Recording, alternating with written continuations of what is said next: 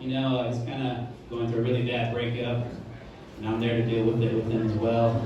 But the other day he was like, David, she keeps leaving all her stuff in the house, you know. She's not answering my phone calls. Can you just help me get rid of this stuff? And I was like, sure. So what I did is I bagged everything up, right, in my 2 black bags, and I went to my local train station.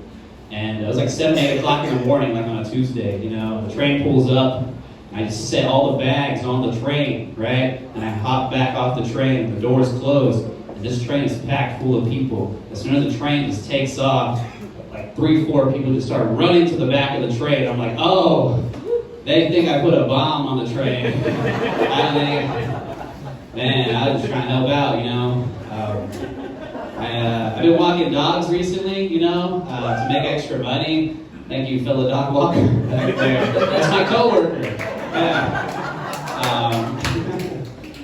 I picked up this dog though. The way you can get inside these people's houses, they give you like a gate code, you know, like a door code. That's what I did. I used that. I got the dog. I was on the walk. The walk gets canceled, right? The guy's freaking out. He calls me. He's like, hey man, I don't know why the walk got canceled. If you could just like finish the walk, like I'm afraid you're gonna steal my dog. My dog is chipped. Don't steal my dog. I'll Zelle you. I'll pay you electronically. Just finish the walk and take him home. So I did that, right? Long story short, this guy still hasn't paid me. It's been like 3 weeks, and I thought it was very funny that he was worried I was about to steal his dog. Now I need to steal everything in his house because I have the gate code still. That's exactly what I'm gonna do after this. But I have a job, you know, and I don't really like it, specifically because I like to make a lot of recommendations to make my work easier to my boss, you know, and I just get shut down. And I was telling my coworker about this the other day.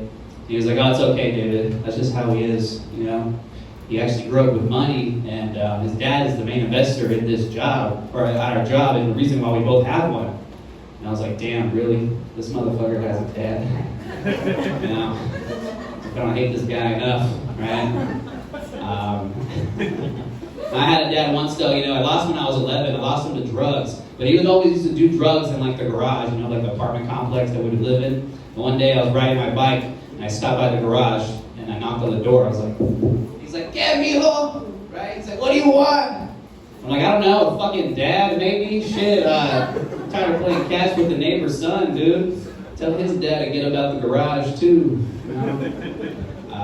But I am a dad now. You know, I have an 8-year-old and a 4-year-old. I got 2 boys, and my 8-year-old, he's becoming like a painter. He's like painting a lot, and he's trying to hustle me too. He's trying to sell me his paintings. The other day, I walked inside the house. He was like, Dad, look, this one right here is $10. This one right here is $20. This one here is $15.